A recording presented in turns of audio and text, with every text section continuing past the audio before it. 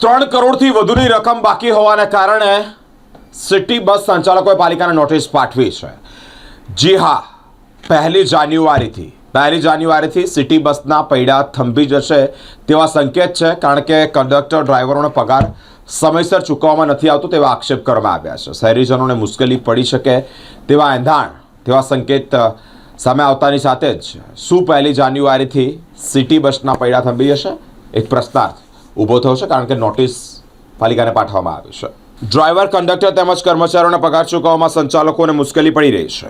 ઈંધણ અને જાળવણી ખર્ચ માટે નાણાંની તંગી છે। અનેક રજૂઆતો છતાં પાલિકા તરફથી સ્પષ્ટ જવાબ ન મળતા સંચાલકોનો નિર્ણય સામે આવ્યો છે।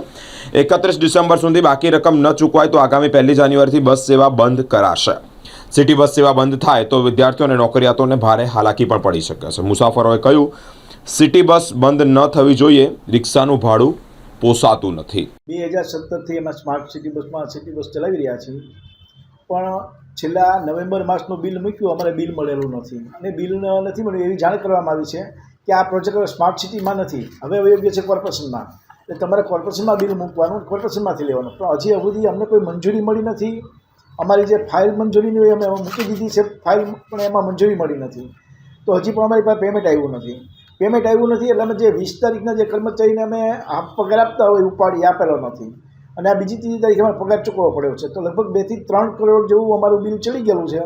અને જો 31 તારીખમાં બિલ ન આવે તો અમારે 1 તારીખથી ના છૂટકે સિટી બસ બંધ કરવી પડે એમ છે। એની માટે અમે એડવોકેટ દ્વારા અમે અત્યારે લીગલ નોટિસ આપેલી છે। સિટી બસ સેવા સવારે 5:30થી શરૂ થાય ત્યારથી લઈ અને સ્ટુડન્ટથી લઈ પછી નોકરિયાત વર્ગ આવે છે, નોકરિયાત પછી કર્મચારી બધા આવે છે, જે વૃદ્ધને બધા, એ આખો દિના લગભગ 80,000 જેવા મુસાફરો ફરે છે। એ બધાને તકલીફ તો પડશે, પણ આપણે તકલીફ ન પડે એના માટે અગાઉથી આપણે બધા જાણ કરીએ છીએ। અમે અવારનવાર આવી કોશિશ કરેલી કે ભાઈ અમારે નુકસાન જાય, પણ અમે આ બરોડાની પબ્લિક જે છે એને હેરાન કરવા નથી માગતા, કે અમે એવું નથી ઈચ્છતા કે એ લોકો હેરાન થાય, એટલા માટે અત્યારે સિટી બસ ચલાવી રહ્યા હતા। તો હવે અમારે ના છૂટકે અમારા કર્મચારીના પગાર ચડી ગયા છે, અમે પગાર ક્યાંથી કરશું ને, લગભગ 3 કરોડ જેવું બધું અમારી માથે થઈ ગયેલું છે। એટલે જો અમને લેખિતમાં બાંહેધરી નહીં આપે 31 તારીખ સુધીમાં કે બિલ મળશે, તો અમે 1 તારીખથી સિટી બસ સેવા બંધ કરી દઈશું।